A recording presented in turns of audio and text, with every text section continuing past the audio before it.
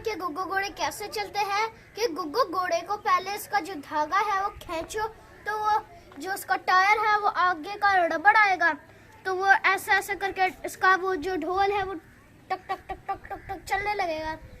अगर आपको ये वीडियो पसंद आई होगी तो लाइक करिए, शेयर करिए और सब्सक्राइब करिए ताकि सब्सक्राइब के नोटिफिकेशन आपको ज़रूर मिले।